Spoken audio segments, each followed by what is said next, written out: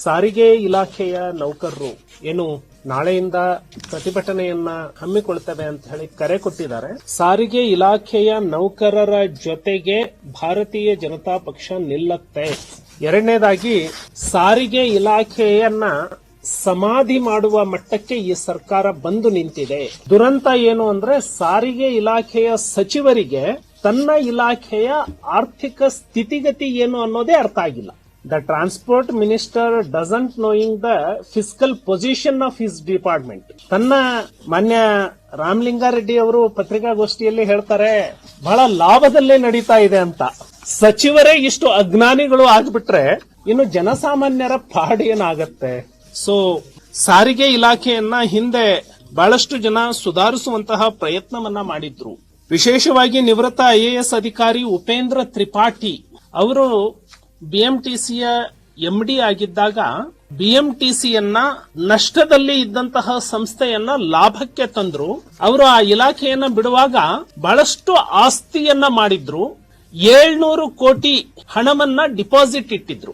ಆದರೆ ಇವತ್ತು ಸರ್ಕಾರ ಸಂಪೂರ್ಣವಾಗಿ ದಿವಾಳಿಯಾಗಿ ಇಂತಹ ಪ್ರಾಮಾಣಿಕ ಅಧಿಕಾರಿಗಳು ಏನು ಆಸ್ತಿಯನ್ನ ಶೇಖರಣೆ ಮಾಡೋದಕ್ಕೆ ಆಸ್ತಿಯನ್ನ ಕೂಡಿಡೋದಕ್ಕೆ ಪ್ರಯತ್ನ ಮಾಡಿದ್ರು, ಈ ಸರ್ಕಾರ ಆ ಎಲ್ಲಾ ಆಸ್ತಿಗಳನ್ನ ಮಾರಾಟ ಮಾಡೋದಕ್ಕೆ ಹೊರಟಿದೆ. ಮಾರಾಟ ಮಾಡೋದಕ್ಕೆ ಕಾರಣ ಏನು ಅಂದ್ರೆ ಅಧಿಕಾರಿಗಳಿಗೆ ಸಂಬಳ ಕೊಡ್ಲಿಕ್ಕೆ ಆಗ್ತಾ ಇಲ್ಲ ಅಂತ. ಸೊ ನಾನು ಇದೇ ಸರ್ಕಾರದ ಇಲಾಖೆಯ ದಾಖಲೆಯನ್ನ ಇಟ್ಕೊಂಡು ನಾನು ಮಾತನಾಡ್ತಾ ಇದ್ದೇನೆ. ಇದು ಡಿಸೆಂಬರ್ ಅಂತ್ಯಕ್ಕೆ, ಈ ಡಿಸೆಂಬರ್ ತಿಂಗಳ ಅಂತ್ಯಕ್ಕೆ ನಾವೇನು ಬರ್ತಾ ಇದ್ದೀವಿ, ಆಸ್ ಆನ್ ಟುಡೇ ಈ ಸರ್ಕಾರ ಸಾರಿಗೆ ಇಲಾಖೆಗೆ ಕೊಡಬೇಕಾದ ಬಾಕಿ ಹಣ 7,401 ಕೋಟಿ. ಯಾವ್ಯಾವುದು ಅಂತ ಹೇಳಿ ಡಿಟೇಲ್ ಹೇಳ್ತೀನಿ. ಭವಿಷ್ಯ ನಿಧಿ ನ್ಯಾಸ ಮಂಡಳಿಗೆ 2,500 ಕೋಟಿ ಬಾಕಿ ಉಳಿಸಿಕೊಂಡಿದೆ.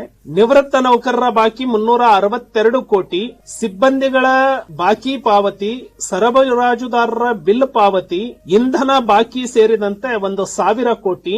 ಎಂಇಸಿ ಕ್ಲೇಮ್ಸ್, ಇತರೆ ಬಿಲ್ಲುಗಳು, ನಿವೃತ್ತ ನೌಕರಿಗೆ ಪರಿಷ್ಕೃತ ಉಪಧನ ಮತ್ತೆ ರಜೆ ನಗದೀಕರಣ ಇವು ಸೇರಿ ಸುಮಾರು 700 ಕೋಟಿ. ಒಟ್ಟು ಸಾಲದ ಬಾಕಿ ಹೊಣೆಗಾರಿಕೆ ಎಲ್ಲವನ್ನ ಸೇರಿಸಿದ್ರೆ 5,614 ಕೋಟಿ. ಇದು ಕಮಿಟೆಡ್ ಎಕ್ಸ್ಪೆಂಡಿಚರ್ ಕೊಟ್ಟು ಮುಗಿಸಬೇಕಿತ್ತು. ಇದನ್ನ ಬಾಕಿ ಉಳಿಸ್ಕೊಂಡಿದೆ. ಈ ಬಾಕಿ ಉಳಿಸ್ಕೊಂಡಿದ್ದಕ್ಕೆ 10.5% ಬಡ್ಡಿಯನ್ನ ಕೂಡ ಕಟ್ಟಬೇಕಾಗತ್ತೆ ಈ ಸರ್ಕಾರ. ಎರಡನೇದು ಶಕ್ತಿ ಯೋಜನೆ 2023 ಮತ್ತೆ 24ನೇ ಸಾಲಿನ ಬಾಕಿ.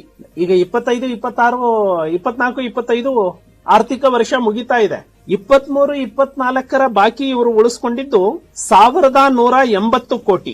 ಅದೇ ರೀತಿ ಈ ಡಿಸೆಂಬರ್ ವರೆಗೆ 24, 25ರಲ್ಲಿ ಬಾಕಿ ಉಳಿಸ್ಕೊಂಡಿದ್ದು ಸರಿಸುಮಾರು 607 ಕೋಟಿ.